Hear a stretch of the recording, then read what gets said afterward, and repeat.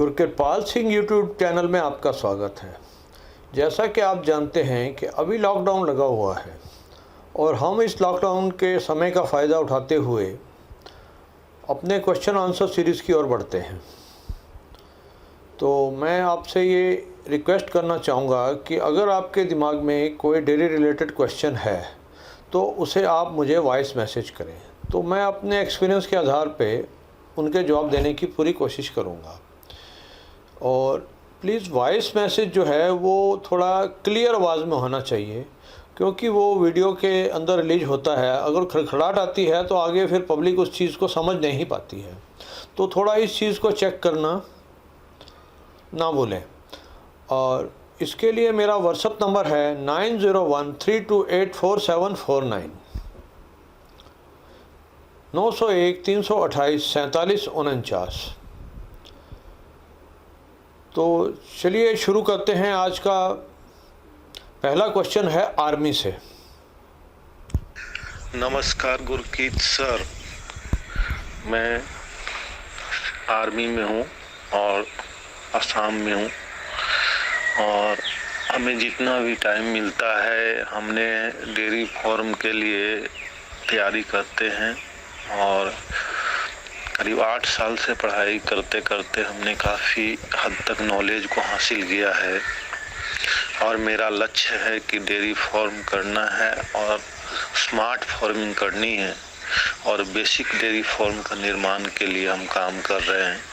करीब 12 से 15 लाख रुपया इन्वेस्ट होगी, और जिसमें हमने डेयरी इक्विपमेंट्स और प्रोजेक्ट भी तैयार किया है और मटेरियल भी गिराया है। सर, आपसे हेल्प चाहिए, कैसे इसको और बेहतर बनाया जा सके इस सेक्टर को, जो आने वाला समय में जो बेरोजगार है युवा उनको जो है रोजगार मिले, और वो जो है इस क्षेत्र को नेगेटिव ना ले, पॉजिटिव लेके चले। देखिए, डेयरी फार्म रिलेटेड वीडियोस में लगभग पब्लिक के साथ में 1500 के आसपास 1500 से ज़्यादा वीडियोस शेयर कर चुका हूँ, और इसके अंदर हर वीडियो के अंदर कोई ना कोई जानकारी उपलब्ध है। और मैं आपसे ये कहना चाहूँगा कि काफ़ी मेरे पास में मैसेज हैं, फ़ोन्स हैं कि आर्मी मैन और हमारे NRI जो कि अभी देश विदेश में बैठे हैं, वो आने वाले टाइम में यहाँ आके डेयरियाँ करेंगे और बहुत अच्छी करेंगे। लेकिन मैं आप लोगों से एक रिक्वेस्ट करना चाहूँगा कि इसके पहले ट्रेनिंग और इसकी बारीकी में ज़रूर जाएं, क्योंकि डेयरी बहुत अच्छा बिज़नेस है, लेकिन अगर पहले इसकी पूरी जानकारी कलेक्ट कर ली जाए उस हालत में, अगर इसके अंदर जानकारी का अभाव रह जाता है तो इसके अंदर धोखाधड़ियाँ और परेशानियाँ इतनी ज़्यादा आती हैं कि आप बराबर में रहना तो क्या घाटे में भी जा सकते हैं। और इसके अंदर घाटे में जाने की एक सबसे बड़ी वजह होती है कि आप 40 किलो, 50 किलो, 45 किलो का एस्टीमेट लगा के और अपना डेयरी फार्म प्रोजेक्ट तैयार करेंगे, लेकिन आपके पास में वो इस टाइप का जानवर कलेक्ट नहीं कर पाएंगे। तो इसके लिए ये होता है कि जैसे 20 से 30 किलो की गाय जो कि पंजाब के अंदर आम मिलती है, तो उस गाय को ख़रीद लिया जाए और ज़्यादा उसमें महंगी के अंदर ना जाया जाए। तो आने वाले जो हैं अच्छे सीमन लगवा के अपने घर के अंदर जो आपके पास में ब्रीड तैयार होगी 40-45 लीटर दूध वो ही देगी। अगर आप ये चाहें कि 40-45 या 50 लीटर वाली ख़रीद के लाऊं, तो वो जैसे अगर 45 किलो किसी के घर से आप निकाल के लाएंगे तो आपके पास में पहुंचते हुए उसकी जो थकान है, उसकी जो चेंजिंग है, उसके अंदर वो 5 से 10 किलो दूध तोड़ सकती है। और जो कि साल के लैक्टेशन का वो 2 से 3 हज़ार किलो दूध तोड़ जाती है, जो कि आप 10,000 लीटर का साल का अगर टोटल लेंगे तो आपका 6 या 7 हज़ार पे भी रह सकता है। तो जो अपने घर में ब्रीड तैयार होती है उसके अंदर ये प्रॉब्लम नहीं आती है। तो आज का अगला क्वेश्चन है। नमस्कार सर, मेरा नाम अमित है, मैं चरखी दादरी हरियाणा से हूँ। सर, मेरा सवाल ये है कि जर्सी काऊ फार्म के लिए कैसी रहेगी, क्योंकि मैंने आज तक जितने भी यूट्यूब पे वीडियो देखे हैं फार्म्स की, सभी ज़्यादातर एचएफ के होते हैं। तो ये क्या रीज़न है कि जर्सी काऊ को फार्म में नहीं रखते लोग इतना ज़्यादा जितना एचएफ को रखते हैं? वो हमारे वातावरण के अनुकूल भी है,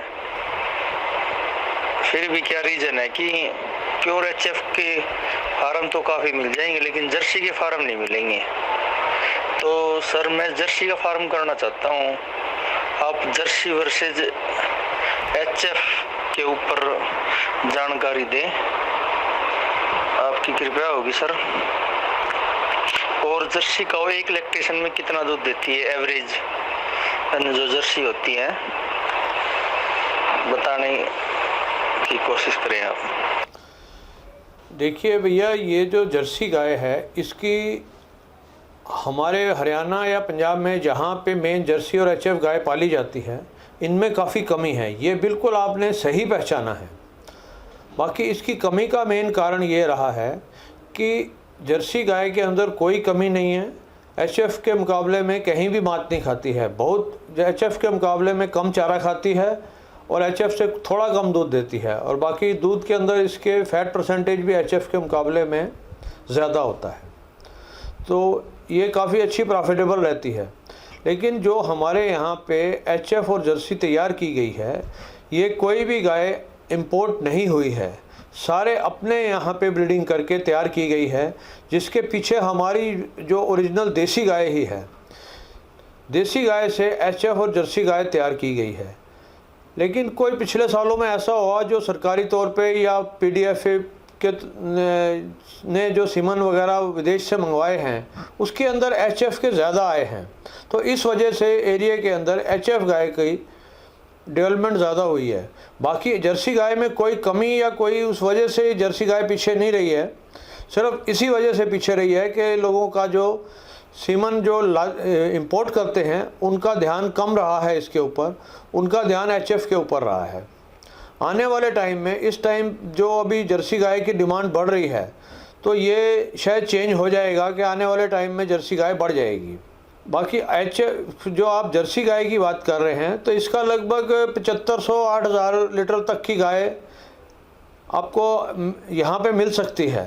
लेकिन मैंने पहले भी यही जिक्र किया है कि अपने पास में ब्रीड की हुई गाय जो होती है, जो अपने घर में तैयार होती है, उसका दूध ज़्यादा होता है जो कि गाय परचेज़ करते लाते हैं उसके मुकाबले में। क्योंकि जो फर्स्ट लैक्टेशन जब भी कोई चेंजिंग होती है तो गाय का दूध थोड़ा बहुत टूटता है, तो वो उतना वापसी रिकवर नहीं हो पाता है जितना कि होना चाहिए। आज का अगला सवाल है।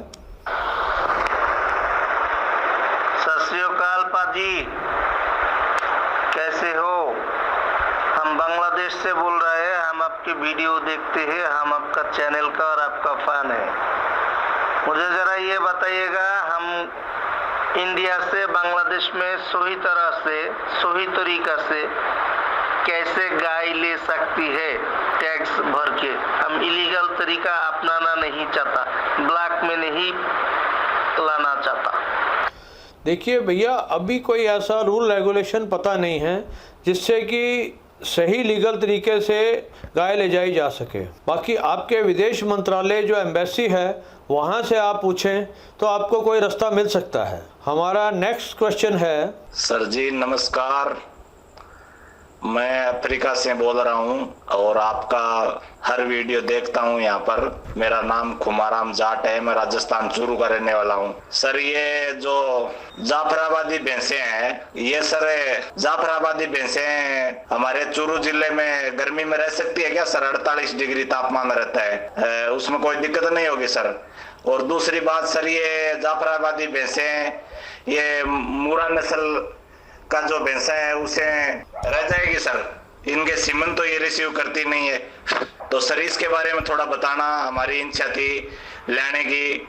जाफराबादी भैंसे आपने दिखाई है वीडियो पर, अच्छी होती है, तो वो क्या मूरा भैंसे से या आम जो देसी भैंसा होता है हमारे उधर, उसे वो रह जाएगी क्या सर?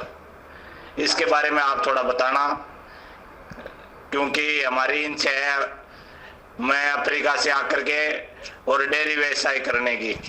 तो इसके बारे में आप बताना सर। उसके फैट और अच्छा आता बताया है, तो अगर आपको ये वीडियो मिले तो आप इसको जरूर बताना, मैं आपका हर वीडियो देखता हूँ। देखिए भैया, बहुत बहुत धन्यवाद आपका कि आप इंडिया आकर के डेयरी करना चाह रहे हैं। तो मैं इस वीडियो के अंदर आपको यही रिक्वेस्ट करना चाहूँगा कि जब तक डेयरी की पूरी जानकारी इकट्ठी करे बिना आप इसको स्टार्ट ना करें, क्योंकि इसके अंदर काफ़ी परेशानियां और धोखों के चांस भी होते। तो इसलिए एक बारी जो है यहाँ की डेयरियों में घूम फिर के उनके साथ में कुछ एक्सपीरियंस शेयर करके उसके बाद में ही ये काम स्टार्ट। बाकी रही जो आपने बात की है कि जो जाफराबादी भैंस है, ये हमारे गुजरात के एरिया में काफ़ी अच्छी तरह पाई जाती है, जिनके के वीडियो आप देख चुके हैं। और जो आपने ये पूछा है कि जो इसकी फ़ैट, तो फैट नॉमिनल जो है इसकी 7.5 और 8% के आसपास होती है। ये बाकड़ी जब हो जाती है तो इसकी फ़ैट 10% या 10% से ऊपर भी चली जाती है। बाकी जो आपने ये कहा है कि मुर्रा भैंसे से रुक जाती है, कोई ऐसी बात नहीं है। बाकी आने वाली ब्रीड उसकी फिर जो है वो गलत हो जाएगी, वो ख़राब हो जाएगी, उसको आप उसको फिर सही तरह यूज़ नहीं कर पाएंगे, क्योंकि जो आपके चूरों के एरिए के भैंसे हैं वो इतने बढ़िया क्वालिटी के नहीं हैं। अगर बढ़िया क्वालिटी के आपके पास में हो तो ऐसी कोई दिक्कत वाली बात नहीं आएगी। सर जी नमस्कार। सर मैं आपका वीडियो बहुत दिन से देख रहा हूँ। मेरा एक सवाल था कि अगर हम लोग, मैं अभी दुबई में हूँ, मैं एक डेयरी फार्म खोलना चाहता हूँ बिहार में, तो क्या अगर मैं HF गाय लाता हूँ 40 kg वाला, तो जिसका एवरेज आप बोले थे कि 50% एवरेज निकलता है, तो उसका 20 लीटर दूध निकलेगा और हम लोग की तरफ दूध है 35 रुपये kg, तो एक दिन का 700 रुपये होगा। HF गाय पे खर्च कितना होगा? अगर हर एक चीज़ सब कुछ खरीद के खिलाना हो, हरा चारा भी खरीद के खिलाना हो, तो उस पे खर्च कितना होगा? 700 रुपया एक दिन का दूध में आ रहा है, तो क्या 400 से 450 में मैं खिला लूँगा? प्लीज़ गाइड कीजिए मुझे। देखिए भैया, आपने ये क्लियर नहीं किया है कि आपके एरिया के अंदर जो साइलेज मिलता है नहीं मिलता है, ग्रीन फोडर का क्या रेट है और ड्राई तूड़े का क्या रेट है। तो सारी चीज़ों के जब तक आप रेट आप काउंट नहीं करेंगे तो इसका कैसे लगेगा टोटल के भाई हमारा खर्चा कितना आएगा। तो इस बात को पहले अपने एरिया के अंदर जाके तो उसका सारा टोटल लगाएं। बाकी 35 रुपये किलो अगर आपका रेट है तो आपकी ठीक ठाक कमाई हो सकती है। हेलो सर, मैं गुजरात के भावनगर से यक्षजीत सिंह चुड़ासमा बात कर रहा हूँ। जैसे ही मैंने पिछले सवाल में बताया था कि मैं HF का फार्म करना चाहता हूँ, तो जैसे ही लॉकडाउन खत्म होता है और माहौल अच्छा होता है, मैं पंजाब आना चाहता हूँ और पंजाब से गाय खरीद के लाना चाहता हूँ। आपके वीडियो में बताया गया है कि आपने डेयरी फार्म से मुलाकात की है और कई मंडियां भी आपने दिखाई है गाय के लिए, तो कृपया मुझे बताइए। मेरा सवाल यह है कि मैं कहां से गाय खरीद सकता हूं?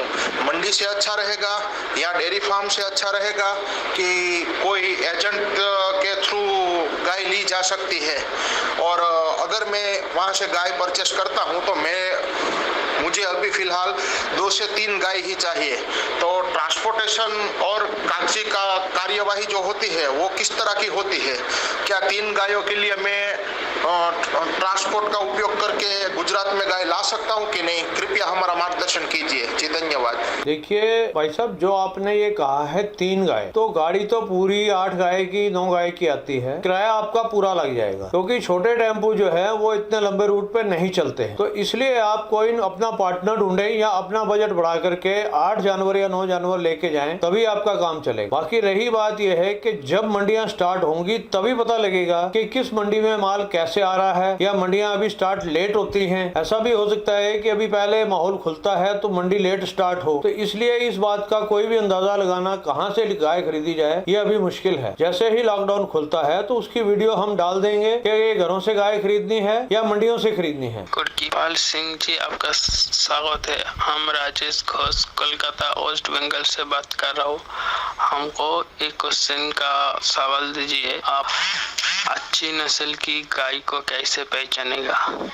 जो 10 से शुरू करके 30-40 लीटर दूध तक होगा, ये प्लीज आपका यूट्यूब चैनल के माध्यम से हमको बताओ। Thank you sir. देखिए भैया, ये एक प्रैक्टिकल सवाल है कि गाय को कैसे पहचाने। तो ये अपने एक्सपीरियंस के बिना इसको यूट्यूब पे हम उसको बता नहीं सकते, लेकिन ये एक्सपीरियंस यूट्यूब के ऊपर आप यही फोटो पहचान के देख करके भी इस गाय का इतना सा दूध बताया जा रहा है और इसका इतना बताया जा रहा है, तो उस हिसाब से आप अपना अंदाजा क्लियर कर सकते हैं। बाकी यूट्यूब के ऊपर कोई आप इतने बड़ी एक्सपीरियंस की जानकारी को नहीं ले सकते कि गाय को कैसे पहचाने। ये एक बहुत बड़ा सवाल है और इसके लिए काफी एक्सपीरियंस की जरूरत पड़ती है। हेलो सर, मैं मुंबई से भरमान बात कर रहा हूँ। मेरा एक्चुअली 3 सवाल था, तो प्लीज़ आप रिप्लाई दीजिएगा। पहला सवाल ये है कि मैं मुंबई में रहता हूँ, मेरा उत्तर प्रदेश आजमगढ़ में ज़मीन है और मुझे ये डेयरी फार्म में उतरना है। तो मैं जैसे कि सोच रहा था जर्सी गाय में लेके चलूँ कि या HF ब्रीड, क्योंकि मतलब HF ब्रीड में ज़्यादा दूध आता है और उसका सीमेंस अच्छा रहता है। मैं HF सोच रहा था। पहला सवाल तो ये हो गया। तो आप बताइए जर्सी अच्छा रहेगा कि HF रहेगा, इसमें दूध भी ज़्यादा रहे, और अगर HF है तो HF में मुझे ये भी बताइएगा कि उसका फैट कैसे बढ़े दूध में। देखिए भैया, HF और जर्सी दोनों गाय ही अच्छी गाय है और दोनों में ही अच्छी कमाई होती है। बाकी कुल मिला के बात यह है कि गर्मी के अंदर इनका जो है प्रबंध करना, और दूसरी रही बात दूध को सही रेट पे बेचना, यानी कि अगर 35 रुपये किलो के ऊपर दूध रहता है तो आप मार्केट में टिक सकते हैं। अगर 35 से नीचे दूध का रेट जाता है तो फिर आपका ज़रूरी नहीं है कि आप मार्केट में टिकेंगे या नहीं टिकेंगे।